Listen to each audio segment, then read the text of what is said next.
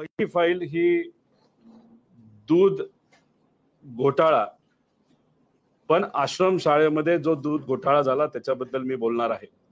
राज्यात एकूण 552 शासकीय, आता याच्यामध्ये पहिला करार 18-19 जो आहे त्याच्यामध्ये अमूलकडनं दूध घ्यायला हरकत नाही, महानंद, आरे, चितळे अशा 3-4 कंपनीचं नाव त्या GR मध्ये देण्यात आलेलं आहे आणि त्यांच्याकडनं आपण दूध घ्यावं आणि मग ते याचा असा करार आहे ते पुढे लहान मुलांना द्यावं टेट्रा पॅकच्या माध्यमातून. मी इथं ठेवलेलं आहे 16 रुपये किंमत आणि 70-74 रुपये 1 लिटरची किंमत टेट्रा पॅकची. जेव्हा 18-19 मध्ये हा करार झाला होता त्याच्यामध्ये 46.49 पर लिटर असं अमूल, महानंद, आरे, चितळे यांच्याकडनं दूध घेऊन सरकारने पुढे ते देण्यात यावं. दुसऱ्या एका टेंडर मध्ये अमूल टेट्रा पॅक साठी 49.75 रुपये हे तिथं करार झाला होता आणि वर्षभर तसं दूध त्या गरीब मुलांना देण्यात आलं होतं. टेंडर अटॅच केलेलं आहे. 23-24 मध्ये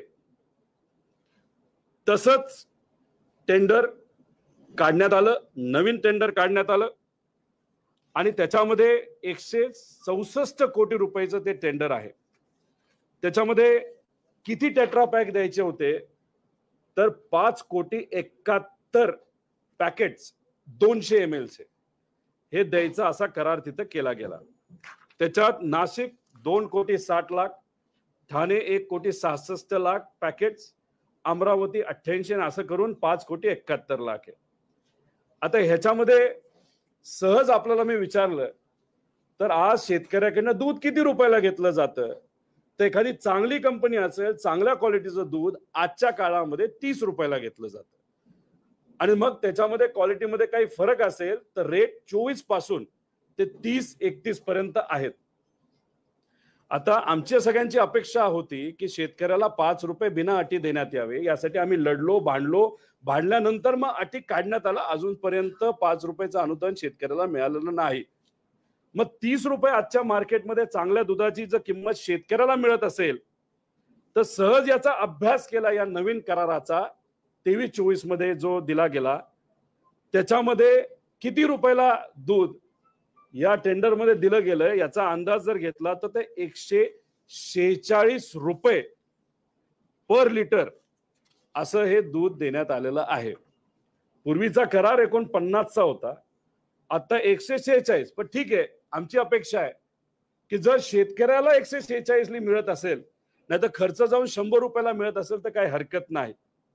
आता ह्याच्यामध्ये कदाचित 146 रुपयाली या देशातले सगळ्यात श्रीमंत अंबानी कुटुंब असेल, अडाणी कुटुंब असेल, हे सुद्धा एवढं महाग दूध तिथं घेत नसावेत. आता ह्याच्यामध्ये एक टेट्रा पॅक 1 लिटरचा असेल तर साधं दूध 26 ते आणि जर UHT असेल तर 32 असं 55 रुपयाच्या आसपास त्याची किंमत आहे बल्क मध्ये द्यायचं असेल. आणि हे जे 200 ml चं आहे त्याची किंमत 13 रुपये 80 पैसे येते. आता ह्याच्यामध्ये जर आपण बघितलं तर या रेट प्रमाणे आपण गेलो तर हा 168 रुपयाचा जो करार राज्य सरकारने गरिबाच्या मुलांना, आदिवासी समाजाच्या मुलांना दूध देण्यासाठी जो केलाय तो 85 कोटी मध्ये बसायला पाहिजे होता. पण मग 165 कोटी आणि 85 कोटीत बसायला पाहिजे होते. तर दलाली किती रुपयाची दिली गेली तर ती 80 कोटी रुपयाची दिली गेली. आता हा करार कोणाबरोबर केला गेला तर पुणे जिल्ह्यामध्ये आंबेगाव तालुका जो आहे तिथे एक प्रायव्हेट कंपनी आहे, ती कोणाची तो तुम्ही बघा. त्या कंपनी बरोबर करार केला गेला 50% क्वांटिटीचा. आणि एक कोल्हापूर मध्ये काय नाव तालुका, पन्हाळा तालुका, तिथे कोऑपरेटिव्ह आहे, ते सुद्धा सत्तेत आहेत. त्यांना सुद्धा तिथं करार हा दिला गेला. म्हणजे आंबेगाव, पुणे जिल्हा आणि कोल्हापूरमध्ये तिथं पन्हाळा. आता ह्याच्यामध्ये जर आपण बघितलं तर आंधळ दूध गळते आणि कुत्रपीठ खाते अशी परिस्थिती आहे. आता ह्याच्यात पूर्वी करार हा महानंद बरोबर होता. आता जर सरकार बोलते की आम्हाला महानंदला प्रॉफिट मध्ये आणायचंय आणि म्हणून आम्ही एनडीटीबीला म्हणजे गुजरातला दिलं गेलंय. हा अख्खा कॉन्ट्रॅक्ट जर महानंदला दिला गेला असता तर 84 कोटी रुपयाचं प्रॉफिट फक्त महानंदला झालं असतं. पण इथं आपण जर बघितलं तर हे पूर्ण कॉन्ट्रॅक्ट हे एका प्रायव्हेट कंपनीला आणि सत्तेत असणारा एक नेता कोल्हापूरचा त्यांच्या कोऑपरेटिव्हला हे दिलं गेलं. आणि ह्याच्यात जे दूध शेतकऱ्याकडनं 30 रुपयाला घेतलं गेलं तेच दूध गरिबाच्या पोरांना सरकारच्या माध्यमातून हे 183 रुपये पर लिटर हे दिलं गेलं. आणि ह्याच्यात 80 कोटीची दलाली ही घेण्यात आली होती. आता ही दलाली जी 80 कोटीची दिली गेली, ज्या कंपनीला दिली गेली, हा करार जो मार्च मध्ये झाला, तर मग काही लोकांचं विकासासाठी जाण्याचं हे 3 महिने आधी ठरलं होतं का, असा आमचा प्रश्न आहे. आणि मग हे 80 कोटी रुपये जे अतिरिक्त दिले गेले हे सरकार त्या कंपनीकडनं हे परत पैसे घेणार आहे का, याच्यामध्ये सखोल चौकशी ते करणार आहेत का. आणि ही जी दलाली आहे 50% आणि 80 कोटीची ही परत सरकार त्यांच्याकडनं घेणार आहे का, याच्याबद्दलचं पत्र हे मी पीएमओ ला पण देणार आहे, सीएम ला पण देणार आहे. आणि तसंच पत्र सुद्धा जे काय अँटी करप्शनच्या एजन्सी आहेत त्यांना ते देणार आहे. आणि याच्यात ते झालं पाहिजे. त्यामुळे या दुधाच्या आदिवासी मुलांच्या ह्याच्यात 80 कोटीची दलाली त्या गेल्या 10 महिन्यामध्ये 2 प्रायव्हेट कंपन्याला दिली. आणि या कंपन्या कुणाच्या आहेत, कशाच्या आहेत, याचा एक अभ्यास कुठेतरी तिथं झाला पाहिजे. जे लोक म्हणतायत आज आम्ही सत्तेत विकासासाठी गेलो, त्या लोकांनी कुठेतरी आता शेतकऱ्याला सांगितलं पाहिजे, त्या शेतकऱ्याकडनं 30 रुपयाला तुम्ही घेता दूध आणि तेच दूध तुम्ही 143 ला जर विकत असाल तर विकास हा शेतकऱ्याचा आहे का तुमच्या मित्राचा आहे का मित्राच्या कंपनीचा आहे, हे कुठेतरी आता सामान्य लोकांना सांगण्याची वेळ आलेली आहे. आणि दुसरी वाईट गोष्ट अशी की जो GR आहे, बेसिक GR आरोग्याचा, त्याच्यामध्ये एका मुलाला दिवसाला 250 ml दिलं गेलं पाहिजे. पण हा जो नवीन कॉन्ट्रॅक्ट झाला तो फक्त 200 ml चा झालाय. म्हणजे 50 ml हे त्या गरीब मुला मुलीला तिथं कमी जाणार आहे. हा झाला पहिला आदिवासी दूध घोटाळा. आता ह्याच्यामध्ये मी दुसरा विषय इथं घेणार आहे, तो आहे समाज कल्याणचा. आता ह्याच्यामध्ये 25% दलालीचा मुद्दा आहे. आता सामाजिक न्याय विभागाच्या अंतर्गत मागासवर्गीय विद्यार्थ्यांना पौष्टिक आहार दिला जातो. किती वसतिगृह आहेत तर 443 आहेत. विद्यार्थी किती आहेत तर त्याच्यामध्ये 42,000 आहेत. आणि 93 शासकीय निवासी शाळा आहेत, त्याच्यामध्ये 14,000 विद्यार्थी आहेत. म्हणजे 57,000 विद्यार्थ्यांचा आरोग्याचा गरीब कुटुंबाच्या SC समाजाच्या मुला मुलींचा हा मुद्दा आहे. इथं सुद्धा या दलाली सरकारने 25% दलाली घेतलेली आहे. ह्याच्यामध्ये सुद्धा 2 करार आहेत, 2 GR काढण्यात आले आहेत. टेंडर आहे, शासन निर्णय 2019-20 चा आहे, ज्याच्यामध्ये स्थानिक स्तरावर निविदा काढून कंत्राट दिले गेले. म्हणजे अमरावतीला, छत्रपती संभाजीनगरचं त्यांना, पुण्याचं पुण्याला, असं डिसेंट्रलाइज पद्धतीने करार हे दिले गेले होते. तेव्हा सरासरी किती रुपये पर स्टुडंट होतं तर 4,000 रुपये पर स्टुडंट होतं, पर मंथ असा कॉन्ट्रॅक्ट होता. म्हणजे उदाहरण वर्ध्याला 3,451 रुपयाचा करार होता. यामध्ये दुधाचं 255 वेगळे आणि जीएसटीचे 262 वेगळे. म्हणजे तसं बघितलं तर वर्ध्यासाठी 3,400 नाही तर 3,000 रुपयाचा करार हा 19 आणि 20 मध्ये केला गेला होता. आता 23-24 म्हणजे सत्ता बदल झाला. काही लोक विकासासाठी गेले, काही लोकांना मंत्रीपद मिळत नव्हतं, मग कदाचित व्यक्तिगत लाभ देण्याचा प्रयत्न केला गेला आहे का, असं कुठेतरी आहे. आणि नेत्यांचे लाड पुरवण्याचा प्रयत्न या सरकारने केला गेलाय का, असा विषय याच्यामध्ये आहे. 23-24 मध्ये कॉन्सेप्टच बदलला. पूर्वी डिसेंट्रलाइज होतं, तिथल्या तिथलं दिलं जात होतं, क्वालिटीवर सरकार आणि अधिकारी कंट्रोल करत होतं. इथं यांनी काय केलं तर अख्खा GR बदलून हे सेंट्रलाइज केलं. आणि हे किती रुपयाचं टेंडर आहे तर वर्षाला 350 कोटीचे 3 वर्षासाठी आहे. 1,050 कोटी रुपयाचं हे टेंडर आहे 3 वर्षासाठी. आता ह्याच्यामध्ये नवीन टेंडर मध्ये रेट काय तर नवीन टेंडर मध्ये 5200 रुपये ते 5400 रुपये स्ट्रेट रेट आहे. जसं पूर्वी अमरावतीला वेगळं पुण्याला वेगळं असायचं, आता तसं नसून आता इथं एकच सेंट्रलाइज रेट हा दिला गेलाय 5200 रुपये ते 5400 रुपये.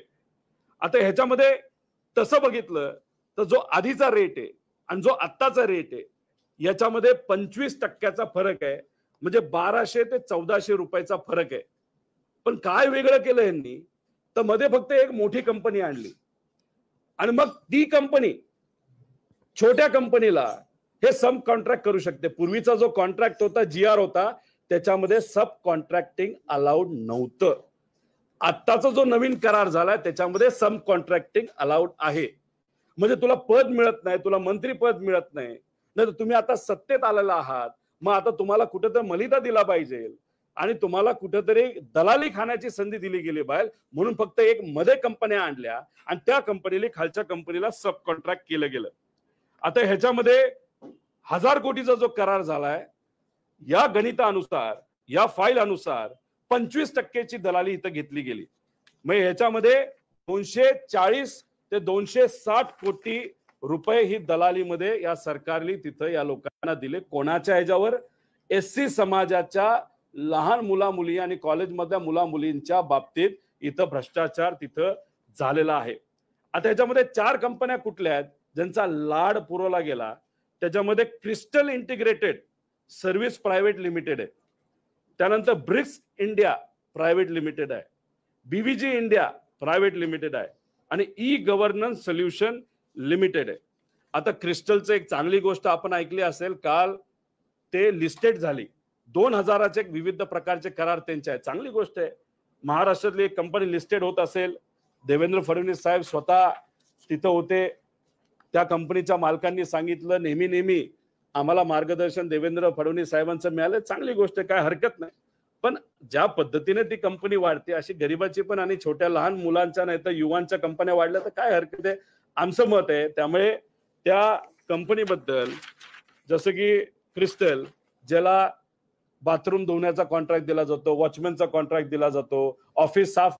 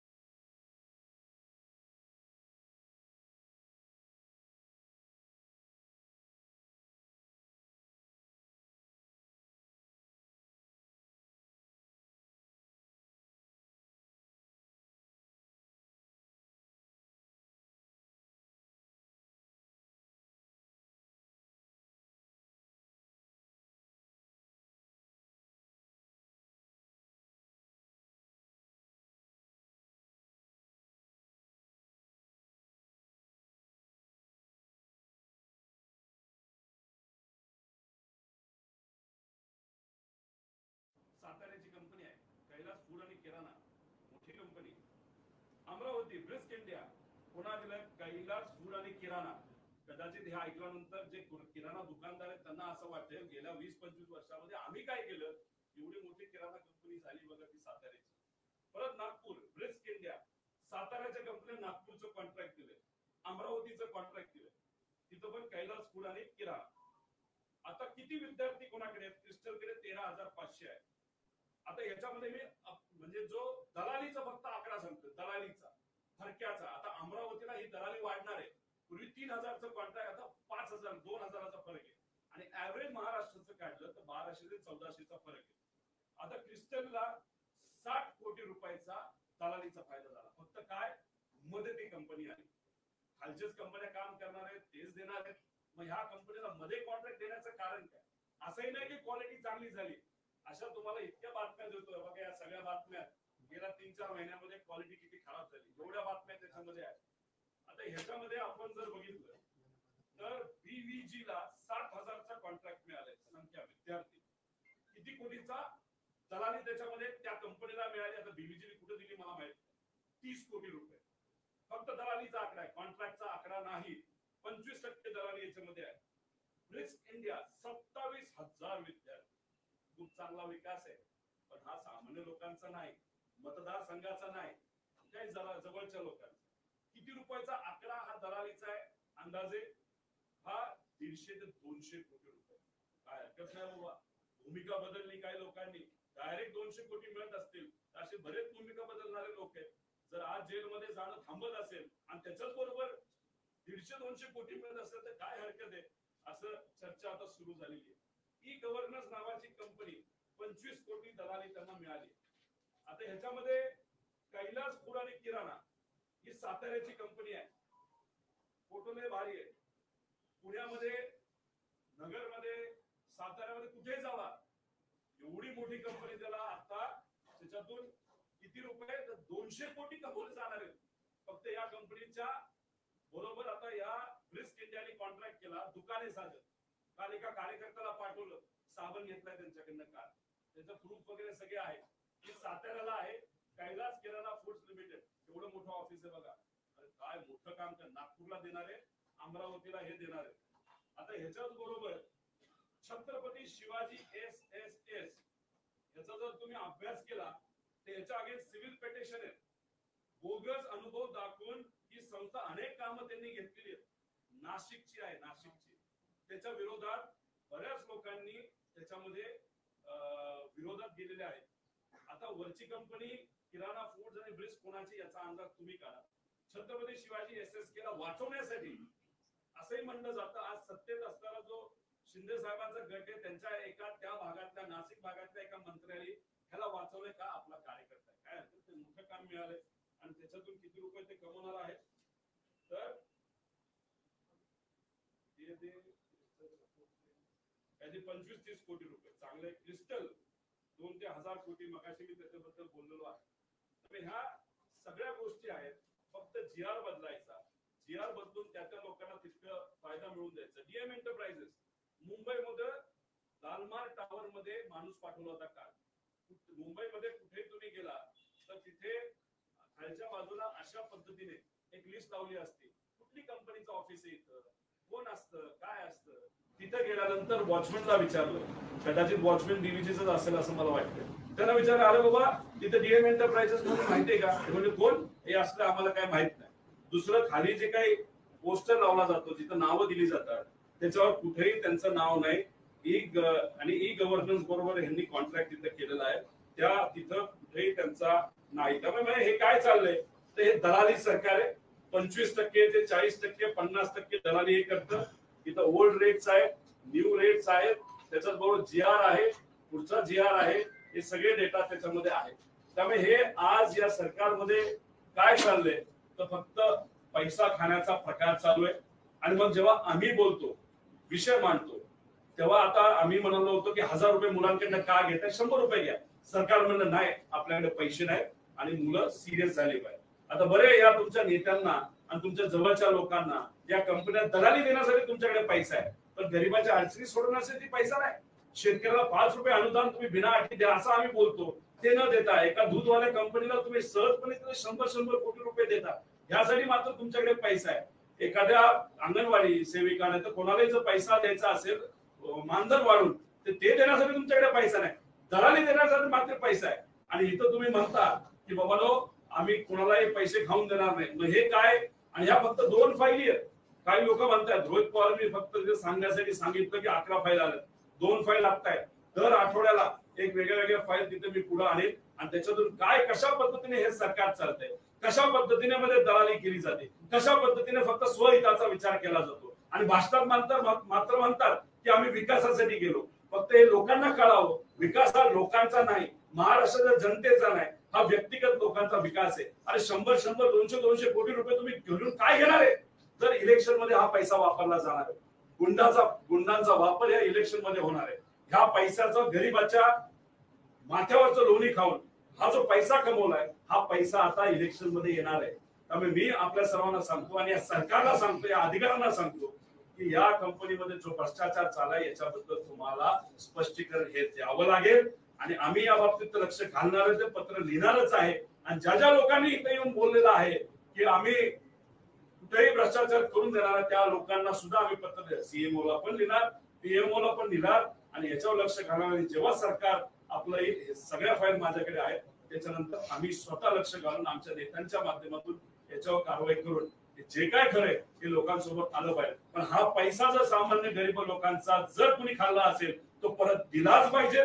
आणि जे तुम्ही म्हणताय गरीबांच्या मुलांच्या परीक्षेसाठी तुमच्याकडे पैसा नाही, त्यांना योजना आणण्यासाठी पैसा नाही, सारथी, बार्टी, महाज्योती याच्यासाठी तुमच्याकडे पैसा नाही, आदिवासी समाजाच्या मुलांना न्याय देण्यासाठी पैसा नाही, तो पैसा हा मिळाला पाहिजे. आणि अशा पद्धतीने जो भ्रष्टाचार होतोय तो कुठेतरी थांबला गेला पाहिजे असं आमच्या सगळ्यांचं मत आहे. त्यामुळे हे सरकार काय आहे तर दलाली सरकार आहे. 25 ते 50% दलाली हे सरकार घेते. आणि याच्यावर जर आपल्या सर्वांना कोणाला प्रश्न असतील तर नक्कीच या दोन विषयावर मी बोलण्यासाठी तयार आहे. तुम्ही कुठेही असं विचारू नये की पुढच्या फाईल किती आहेत, कुठे. टोटल 11 फाईल आहेत, त्याच्या 2 फाईल आहेत, अजून 9 फाईल. आज 2 दिल्या, 9 फाईल आहे. पण हे फक्त ट्रायल आहे, हे फक्त ट्रेलर आहे. इतर फाईल इतक्या मोठ्या आहेत त्या आकडे बघून कदाचित अनेक लोकांनी झोप मोडणार आहे. आणि हे मुद्दे आणत असताना काही लोकांनी मला सांगितलं कशाला अंगावर घेतो. माझं एकच मत आहे, आम्ही भूमिका घेत आदरणीय पवार साहेबांबरोबर आणि स्वाभिमानी महाराष्ट्राबरोबर शिवशाहू फुले आंबेडकरांच्या विचाराबरोबर राहिलेलो आहे. आम्ही घाबरणारे नाहीत. आम्ही हे मुद्दे आणत राहणार. ह्या ज्या काही चुकीच्या गोष्टी घडलेल्या आहेत त्या लोकांसमोर आल्याच पाहिजेत, यासाठी आम्ही प्रामाणिकपणे प्रयत्न करणार. कदाचित याबद्दल माझ्यावर टीका होईल, माझ्यावर कदाचित कारवाई होईल, पण स्वाभिमानी मराठी माणूस यालाच म्हणतात जो कारवाईला स्वतःचा विचार न करता या महाराष्ट्राचा, अखंड महाराष्ट्राचा विचार करतो. आणि ते आम्ही सर्वजण मिळून करत आहोत. धन्यवाद. आंबेगाव आणि कोल्हापूर आता एवढे तुमच्याकडे कागदपत्र सगळ्यांना बघायला वेळ होणार नाही, नाव सांगा ना. पराग डेअरी आहे, जी आंबेगावची डेअरी आहे, प्रायव्हेट कंपनी आहे. त्याच्यामध्ये कोण काय कसं याचा अंदाज तुम्ही सर्वजण काढा. त्याच्याच बरोबर जी कोल्हापूरची डेअरी आहे ती वारणा दूध डेअरी आहे. आता याच्या मागे कोण कसं याचा एक अंदाज करा. आमचं मत एवढंच, तुम्हाला जर सरकार 150 रुपये देते प्रति लिटर आणि इथं जर मार्केटमध्ये दूध स्वस्तात मिळत असेल, मग तो पैसा आंबेगावच्या शेतकऱ्याला का नाही मिळाला पाहिजे. आंबेगावच्या शेतकऱ्याला 27 रुपये तुम्ही देता. आमची मागणी आहे आंबेगावच्या शेतकऱ्याला, कोल्हापूरच्या शेतकऱ्याला या कंपनीच्या माध्यमातून 100 रुपये जे अतिरिक्त तुम्ही कमवत आहात ते 100 रुपयाचा भाव आमच्या शेतकऱ्याला मिळाला पाहिजे. आणि जर तुम्ही तो भाव देणार नसाल तर मग जे अतिरिक्त पैसे तुम्ही खाल्ले ते परत सरकारला तुम्ही द्यावा आणि सरकारने या लोकांवर कारवाई करावी. कोण मंत्री आहेत, आदिवासी विभागाचे कोण मंत्री आहेत, ते कुठल्या समाजाचे आहेत, आदिवासी समाजाचे आहेत. मग त्यांनी या मुलांवर का अन्याय केला, या मुलांच्या नावावर का पैसा खाल्ला ते कुठेतरी सांगितलं पाहिजे. आणि मग आपल्या समाज कल्याण विभागाचे कोण मंत्री आहेत याचाही अभ्यास कुठेतरी झाला पाहिजे. त्यांनी याच्याकडे दुर्लक्ष केलं का मधल्या नेत्यांना फक्त मोठं करण्यासाठी, का दुसऱ्या नेत्याने सांगितलं म्हणून डोळे झाक करून तुम्ही सहजपणे तिथे हे कॉन्ट्रॅक्ट केले, ज्याच्यातून तुम्ही महिन्याला, वर्षाला 90 कोटी रुपये, 3 वर्षाचे 300 कोटी रुपयाच्या आसपास तुम्ही तिथं भ्रष्टाचार झाला. फक्त काय मध्ये एक कंपनी आणली, घरी बसून पैसा कमवायचा. म्हणजे आम्ही सगळ्यांनी कष्ट करून कंपनी वाढवली तर आमच्यावर कारवाई करायची. गरीबाची मुलं कंपनी चालू करण्याचा प्रयत्न करतात तेव्हा बँकेतून पैसे मिळत नाही आणि फक्त तुमच्या नेत्यांना पद देता येत नाही. नाहीतर तुम्ही आता इम्पोर्ट केले दुसऱ्या पक्षातून म्हणून त्यांना 100, 200 कोटी रुपये तुम्ही देता. अरे काय बाबा, करामती खेळ, हे दलाली सरकार आहे असं साफ आमचं ठाम मत झालेलं आहे. दादा तुम्ही बोलताना नाव कोणाची घेत नाही, पण तुम्ही बोलताना म्हणाला की भाषणातून सांगतात विकासासाठी गेलो. पराग आणि दुसरी कंपनी वारणा कंपनीतून अजित पवार गटाचे नेते आहेत, एकनाथ शिंदे गटाचे नेते आहेत. मंत्री कुठले आहेत, कुठल्या पक्षाचे आहेत? मी एकच सांगतो, समाज कल्याण हे आदरणीय मुख्यमंत्री साहेबांच्या अंतर्गत येणारा विषय आहे. आणि जो आदिवासी विभाग आहे तो अजितदादांच्या अंतर्गत येणारा विषय आहे. पण त्याच्यात खोलात गेलं तर त्यात बीजेपीचे पण नेते दिसत आहेत, त्याच्यात अजितदादांचे नेते सुद्धा दिसत आहेत. म्हणजे म्हणतो ना की आम्ही कष्टातून कंपन्या मोठ्या केल्या आणि त्या कष्टातून मोठ्या केलेल्या कंपन्या राजकारण येण्याआधी त्यात तुम्ही अडचण आणता. आणि दुसरीकडे तुम्ही राज्यकर्ते आहात, तुम्ही पद उद्भवली आहेत, नंतर भोगली आहेत, आणि मग तुम्ही आधी राजकारणात येता आणि मग स्वतःच्या कंपन्या काढता आणि सहजपणे तुम्हाला प्रॉफिट 50-50, 150-150, 200 कोटीचा फक्त भूमिका बदलली म्हणून, सत्तेत गेला म्हणून, साहेबांना सोडून गेला म्हणून. मग हे कितपत योग्य आहे? स्वहितासाठी. मात्र भाषणामध्ये तुम्ही बोलत असताना काय बोलता? लोकांसाठी, विकासासाठी. मग याच्यावर तुम्ही उत्तर द्या. दादा प्रश्न असा आहे ना, त्यांनी टीका करताना थेट तुमचं नाव घेतलं, तुमच्या कारखान्याचं नाव घेतलं, रोहित पवार नाटक झाली, इथपर्यंत नाव घेतलं, तुम्ही का नाव घेत नाही, याच्यावर मी कोणावर नाव घेण्यासाठी इथं बसलेलो नाही. मी फक्त गरीबाचा जो पैसा हा फक्त नेत्यांना आणि कार्यकर्त्यांना, पदाधिकाऱ्यांना कशात घालण्याचं प्रकरण जे या सरकारने सुरू केलेलं आहे, अशा बऱ्याच फाईल आहेत. शुभचिंतकांनी कदाचित त्या फाईल माझ्याकडे पाठवल्या, तर अजून रिसर्च करून मी काही गोष्टी ऍड केलेल्या आहेत. या सगळ्या गोष्टी कुठेतरी लोकांसमोर याव्यात यासाठी आम्ही बोलत आहोत. आणि भाषण काय करतात तर जातीमध्ये वाद निर्माण करतात, आणि त्याच्याच बरोबर धर्मामध्ये वाद निर्माण करतात. त्याच्याबरोबर पवार साहेबांच्या विरोधात बोलतात, मोठ्या मोठ्या नेत्यांबद्दल बोललं जातं. त्याच्याच बरोबर गेल्या 50 वर्षात काय झालं बोलतात. तुम्ही इथं ते चालू ते बोला ना.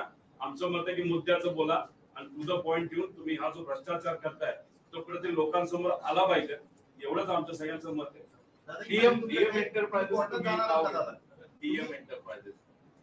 त्याच्याबद्दलची अतिरिक्त माहिती घेण्याचा मी प्रयत्न केला, पण त्याचं ऑफिस हे मुंबईला आहे. नाव फार करामती आहे हे मी समजू शकतो. छत्रपती संभाजीनगरचा कॉन्ट्रॅक्ट त्यांना मिळालेला आहे. पण जेव्हा त्या कंपनीच्या ऑफिस मध्ये जाण्याचा प्रयत्न आम्ही केला, तिथं ऑफिस नाहीये, तिथं पाठी सुद्धा नाहीये. ऍड्रेस तिथला आहे पण पाठी नाही. आणि कदाचित ही कंपनी काही महिन्यांपूर्वी स्थापन झालेली आहे. राजकीय नेत्यांची नाव आहे याच्यात मी माहिती काढलेली, माहिती घेतली. मी खूप खोलात गेलेलो आहे. राजकीय कुठेतरी याच्यामध्ये वास नक्कीच आहे, पण अतिरिक्त माहिती माझ्यापाशी आल्यानंतर तेही नाव मी तुम्हाला सांगणार. दादा तुम्ही सांगताय फक्त न्याय सीएम ला पत्र लिहिणार, पीएम ला लिहिणार, ते तुमच्या विरोधात सगळे कोर्टात जातात. तुमच्याकडे ठोस पुरावे असतात, ईडी, सीबीआय किंवा कोर्ट, असं काय पर्याय तुम्ही सांगत सीबीआय कडे आम्ही पत्र देऊ शकतो जास्त. आमची त्यांची खूप जास्त ओळख नाही. नजीकच्या काळामध्ये आमची ओळख झालेली आहे, पण ती खूप चांगल्या पद्धतीची झाली असं नाही. पण नक्कीच याच्याबद्दल पुढं काय करता येईल याच्यात आपलं जे कुठला आयोग असतात राज्य लोक आयुक्त त्याच्याकडे सुद्धा आम्ही पत्र देऊ आणि याच्यामध्ये शहानिशा करा असं सांगू. पण माझं मत आहे सगळ्यांनी हा प्रश्न विचारला पाहिजे, विकास म्हणजे खरा काय, स्वतःचा का लोकांचा, असं सांगितलं पाहिजे. कारण भारतात आम्ही कंटाळलो विकास ऐकून. विकासराव यांचं नाव आहे, आता यांनाच असं वाटायला लागलं की विकासच नाव बदलावलं काय. इतकं विकास हे नाव आता बदनाम दुर्दैवाने झालेलं आहे. 4 कंपन्या सांगितल्या, ब्रिक्स इंडिया, बीबीजी, क्रिस्टल, चौथी कंपनी, प्रमुख कंपनी. याच्यामध्ये 4 ज्या कंपन्या आहेत, याच्यामध्ये क्रिस्टल इंटिग्रेटेड आहे, क्रिस्टल आहे, याच्यामध्ये ब्रिक्स इंडिया प्रायव्हेट लिमिटेड आहे, बीबीजी इंडिया लिमिटेड आहे, ई गव्हर्नन्स सोल्युशन आहे. ब्रिक्स इंडियावर ईडीची पण कारवाई नजीकच्या काळामध्ये झाली, 1.5 वर्षापूर्वी, 2 वर्षापूर्वी. सातारची ही जी आहे कैलास किराणा, तर त्याचं ऑफिस आहे का तिथे? आहे ना, दुकान आहे, दुकान ते साताऱ्यामध्ये आहे. त्याचा ऍड्रेस मी आपल्या सर्वांना देतो. तिथं सातारा शहरामध्ये ते ऑफिस आहे. बघा, आता मी तुम्हाला फोटो देतो पण ऍड्रेस नंतर देतो.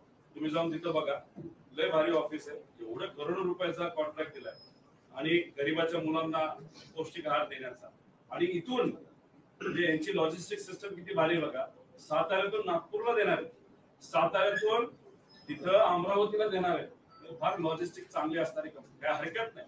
आमचं मत होतं की पूर्वी तुम्हाला सब कॉन्ट्रॅक्ट देता येत नव्हतं, मग जीआर का बदलला. आणि ज्या कंपनीला कपडे धुण्याचा, बाथरूम धुण्याचा आणि तिथं सिक्युरिटी गार्ड देण्याचा, हाऊसकीपिंग करण्याचा, अशा लोकांना जेवणाचा, ते सुद्धा गरीब पोरांच्या मुला मुलींच्या जेवणाचा कॉन्ट्रॅक्ट देण्याचं कारण काय. आणि याच्यात जर सरसकट तुम्ही बघितलं, त्या पैशातला फरक काढला तर डायरेक्ट 200-150 कोटी रुपये हे त्या मध्यस्थी कंपनीला दिले जातात. म्हणजे याला दलालीच म्हणावं लागेल. त्याच्या फरक कंपनीचं नाव तुम्ही घेतलं ना, आंबेगाव मधल्या 25 नोव्हेंबर 2023 मध्ये आयकर विभागाचे छापे पडले होते पराग कंपनीवरती. त्या छाप्यातून पुढे काहीच आलं नाही किंवा ते पुढे गेलं नाही. यासाठी काही मागणी करणार का, कारण तो काहीच पुढेच गेलंच नाही. त्याच्यावर जी कारवाई झाली, ती कारवाई झाल्यानंतर राजकीय मोठे बदल झाले. काही लोकांनी विचार सोडून, भूमिका सोडून सत्य स्थापन झाले. पण सत्य स्थापन झाल्यानंतर नुकसान झालं नाही, लोकांचं नुकसान झालं, विचाराचं नुकसान झालं, पण व्यक्तिगत त्या कंपनीचं, त्या कंपनी ज्यांच्या मार्गदर्शनाखाली चालते त्यांचं खूप नुकसान झालेलं दिसत नाही. उलट नफा तो सुद्धा 50 कोटीचा नफा हा झालेला तिथं दिसतो. ते दोन्ही तुमच्या जीवाला धोका आहे असं पत्र सुप्रिया साहेबांनी पोलीस अधीक्षकांना लिहिलेले काय झालं होतं कोणी त्याच्यावर बोलतो. आता या दोन विषयावर कोणाचं काय म्हणणं आहे का? हे दोन्ही जे आहे ना, ब्रिक्स कंपनी हसन मुश्रीफांचे आम्ही नाव घेतो. हसन मुश्रीफांच्या जवळच्या जी कंपनी असल्याचे आरोप अनेकदा झाले, ते आता सत्तेत आहेत. ब्रिक्स कंपनी जे ऑफिस होतं तिथे देखील ईडीचे अधिकारी 24 तास बसले होते. नाव याच्यासाठी घेतलं की आरोप कसे झाले होते ब्रिक्स इंडिया असं म्हणलं जातं. त्याच्यामध्ये त्यांचे जावई हे डायरेक्टर होते. कंपनीचं जे ऍड्रेस आहे ते कोल्हापूरचं आहे आणि कुठल्या तरी एका कंपनीचं पूर्वीचा ऍड्रेस त्यांच्या घराचा ऍड्रेस आहे. आता मला माहित नाही ते आज त्यांच्यात काय काय आहे. सुरुवात तर त्यांची कुणी केली असेल. विषय नेता नाही, विषय एवढाच आहे जी सामान्य लोकांची दिशाभूल केली जाते. आम्ही विकासासाठी गेलो, पण विकास हा सगळ्या गोष्टी बाजूला ठेवा.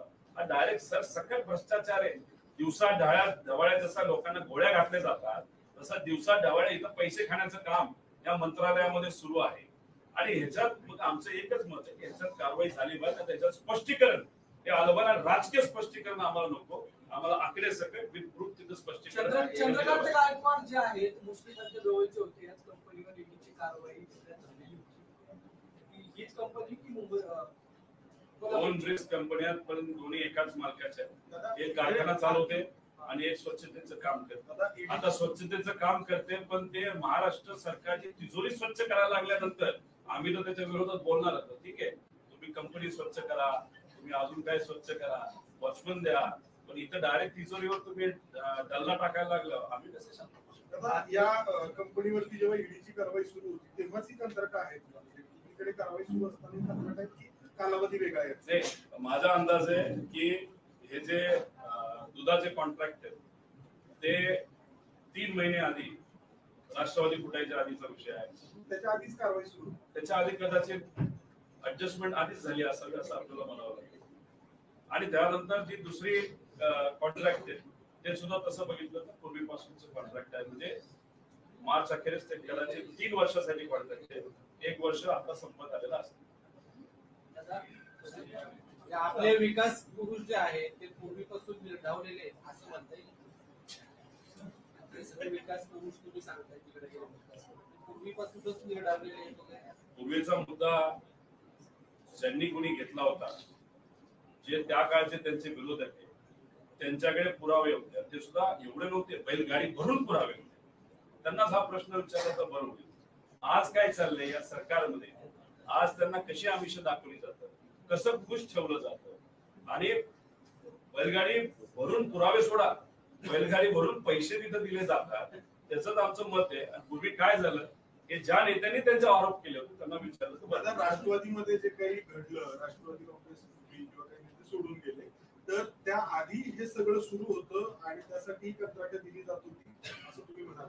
माझं एवढंच मत आहे की जेव्हा एखादी गोष्ट चुकीची होती तेव्हा जे कोणी विरोधात आहे त्यांनी सुद्धा याच्यावर आवाज उठवायला पाहिजे होता. पण तसं काही खूप घडलं नव्हतं. का नाही घडलं हे आज तरी सांगता येणार नाही. पण आजचा निर्णय त्यांचा जो आहे सत्तेत जाण्याचा तो कदाचित अचानक ठरलाय असं आपण म्हणणार नाही. त्याची चर्चा ही खूप पूर्वीपासून होत असावी आणि त्याचाच हा एक भाग असावा असं कुठंतरी या सगळ्या फाईल कडनं जे सत्तेत असणाऱ्या एका नेत्याने दिलेल्या फाईल मधून ते कुठेतरी सिद्ध होतं. मला सांगायचं आहे, आपले संभाजी ब्रिगेडचे सतीश काळे जे आहेत, नाही हा मुद्दा आरोप करताय पण मुख्यमंत्र्यांना ईडीने अटक केली. तुम्ही विरोधकांची फाईल घेतात पण मुख्यमंत्र्यांना अटक झाली कदाचित. आता सोरेन जे होते मुख्यमंत्री त्यांची अटक झाली.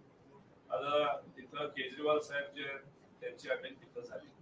म्हणजे आता तसं आपण जर बघितलं जी गोष्ट 2024 नंतर तर भाजप सत्तेत आली म्हणजे या देशावर हुकुमशाही येईल असं आपण म्हणतो, त्याची सुरुवात ही आतापासूनच त्यांनी केलेली आहे. कुठलेही पुरावे नसताना तुम्ही जर सहजपणे एका राज्याच्या मुख्यमंत्र्याला उचलता जेलमध्ये टाकता म्हणजे जे 2024 नंतर होणार आहे त्याची एक झलक म्हणजे ट्रेलर कुठेतरी आज भाजपने दाखवलेलं आहे. म्हणून मी सामान्य लोकांना म्हणतोय की भाजप हे द्वेष करणारा पक्ष आहे.